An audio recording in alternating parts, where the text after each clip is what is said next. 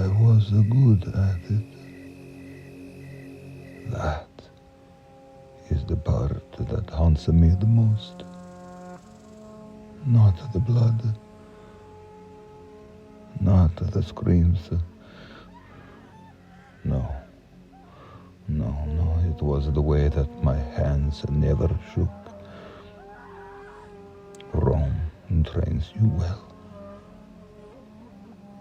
You learn the weight of iron and the balance of a hammer, where the bone gives and where the nail must go.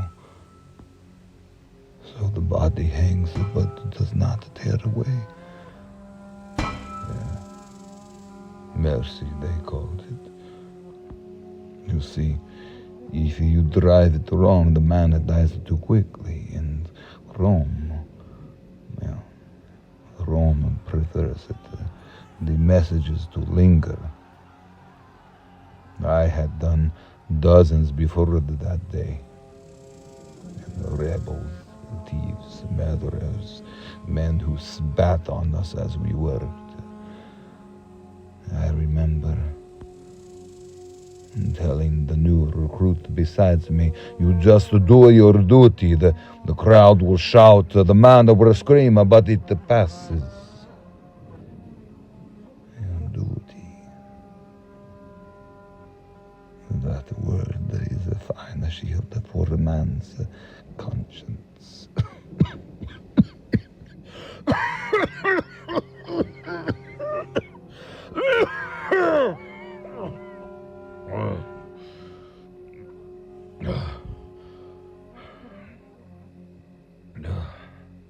Then they brought him. Yeah. It was the Jesus of Nazareth. I remember thinking that this one looks wrong. Not wrong like a criminal. Wrong like a lamb brought to slaughter. He was already half dead when they laid him on the beam. The scourge so badly I could see the muscle in his back. But when our eyes met, there was no hatred. Do you understand me? None. I had seen men curse their mothers as the nails went in. I had seen men bite their own tongues bloody with rage. But this one, he looked at me the way a father looks at a frightened child.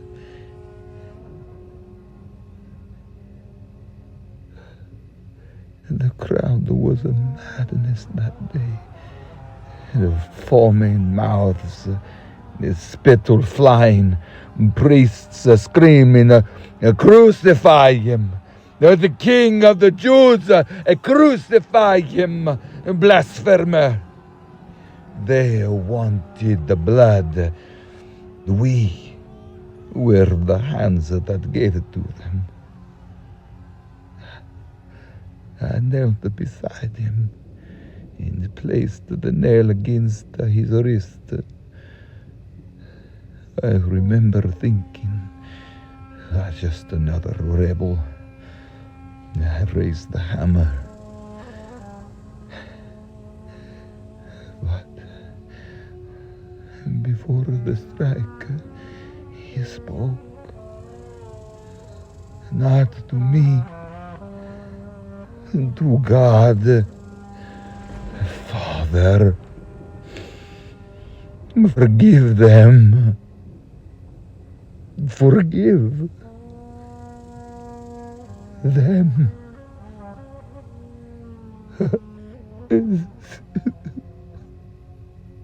Do you know what it is to drive iron through man's flesh while he asks God to forgive you?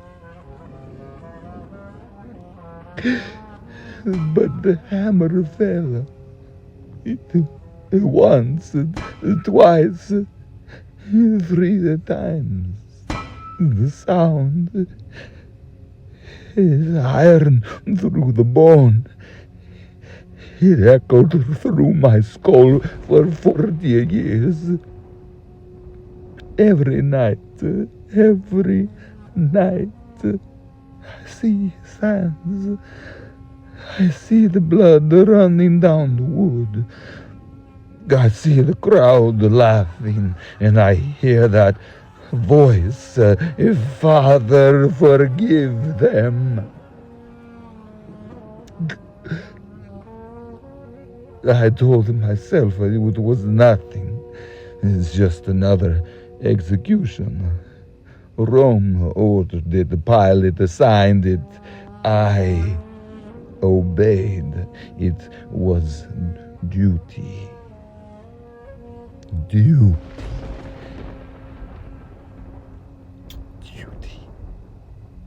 But the sky went dark at midday. The earth shook beneath our feet. And when he cried out, when he breathed his last, something inside of me shattered with him. I said it then, though I barely understood it. Surely this man was the Son of God. But still, years passed.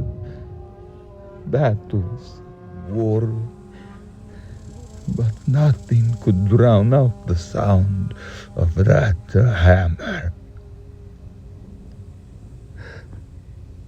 Nothing could silence his voice until recently.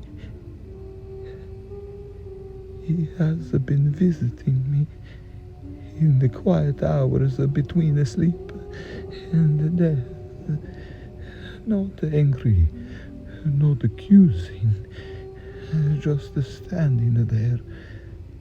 His scarred hands, eyes filled with that same mercy I saw on that day. And now the veil is thin. I can feel it. Death is standing in the doorway, and beside him, he stands again. The Jesus of Nazareth, the man I nailed to the cross.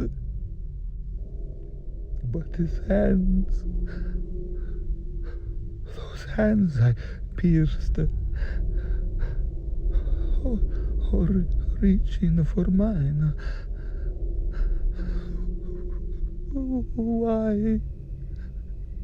Why would you forgive a man like me? I was the hammer, I was the hand, I drove the nails. And yet he still calls my name. He calls to me, Centurion. He says, come with me. Come home. Come home. Lord, if your mercy is truly for men like me, then take my hand. Yes, forgive me. Forgive me.